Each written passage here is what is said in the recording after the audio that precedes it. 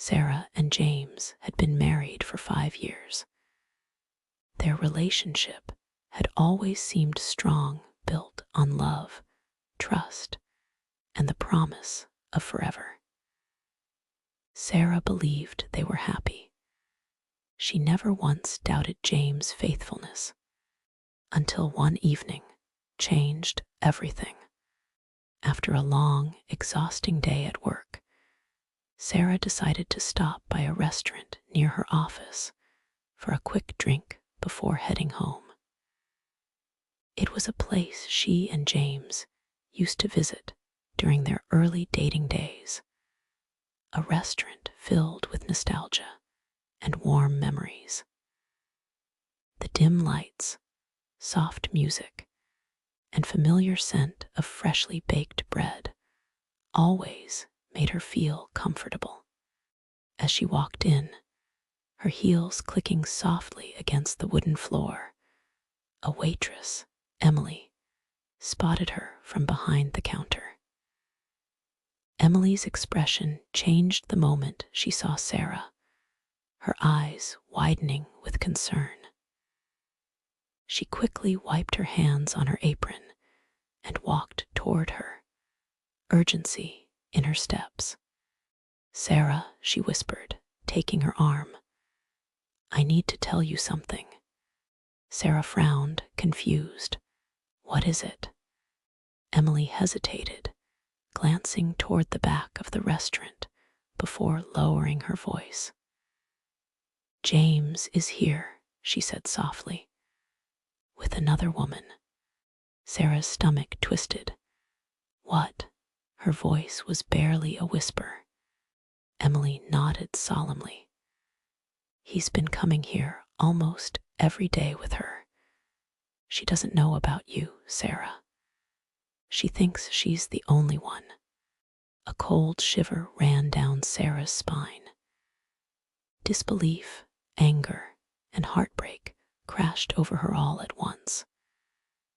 How could James do this to her? After 5 years of marriage, after everything they had been through together. She took a deep breath, trying to steady herself. "Where are they sitting?" she asked. Emily discreetly pointed toward the back corner of the restaurant. Sarah turned her head slightly, and there he was, James, sitting at a candlelit table, laughing with a beautiful brunette. The woman reached for his hand, smiling warmly, and James didn't pull away. A sharp pain stabbed through Sarah's heart. It was real. The man she had built a life with was sitting there with another woman, acting as if she didn't exist. But she refused to let the pain consume her.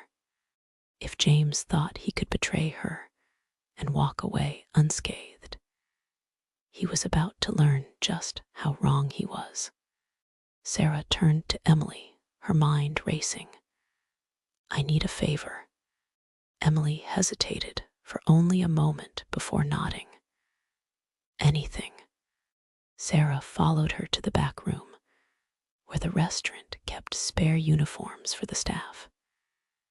She grabbed one and quickly changed, pulling her hair into a tight bun. To further disguise herself, she put on a shoulder-length wig and a pair of dark glasses. The woman in the mirror was unrecognizable. Now it was time for the truth to come out. With a steadying breath, Sarah grabbed a tray and approached James and his mistress. As she got closer, their conversation became clearer.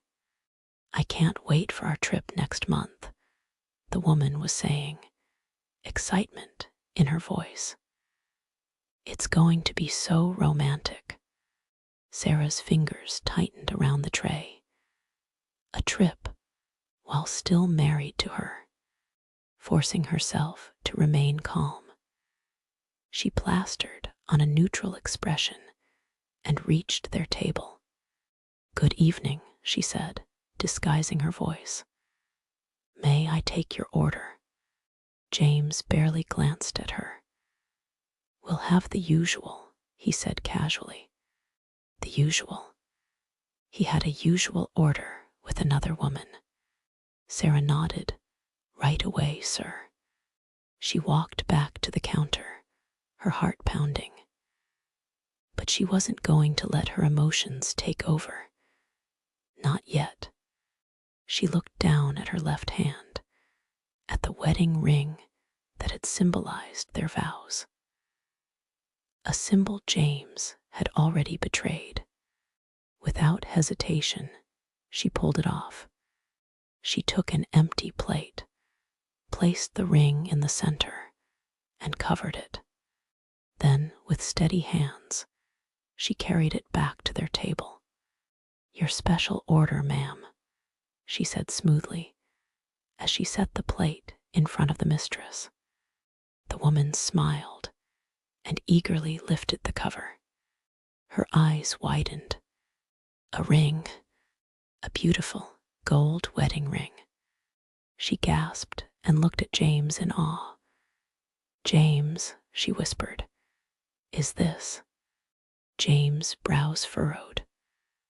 "What the hell?" He looked at the ring, then at Sarah, still not recognizing her in disguise. "That's not mine." Sarah put on an apologetic face. "Oh, my mistake," she said sweetly, picking up the plate. But she wasn't finished yet. She returned to the counter, reached into her handbag, and pulled out something far more damning.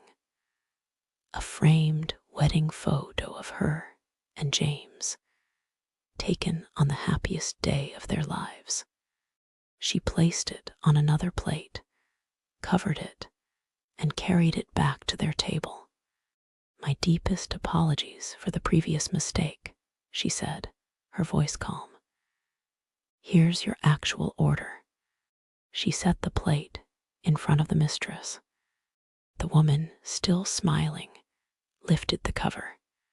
Her expression instantly changed. A wedding photo. James, standing at the altar, dressed in a tuxedo, holding hands with another woman. Sarah, the color drained from the mistress's face. Slowly, she turned to James, her voice barely a whisper. "You're married." James' face went ghostly pale. Aye. Before he could form a sentence, Sarah reached up and removed her wig and glasses. "Surprise," she said with a smirk. James' jaw dropped. Sarah," he stammered. The mistress looked between them, realization hitting her like a ton of bricks. "You told me you were single," she hissed, her voice shaking. James reached for her, but she jerked her hand away. "You lying bastard," she spat. In a swift motion, she grabbed her glass of water and threw it in his face. The restaurant fell into stunned silence as heads turned to watch the scene unfold. James sat there, drenched, looking utterly humiliated. The woman stood, trembling with fury. "I can't believe I fell for your lies," she muttered before storming out of the restaurant. Sarah turned to James, her expression unreadable. "We're getting a divorce," she said coldly. "I'll see you in court." James opened his mouth, but no words came out. Sarah pulled out her wedding ring and tossed it onto the table. Then, without another word, she turned and walked out. As she stepped outside, the cool night air filled her lungs. She wasn't broken. She wasn't defeated. She was free.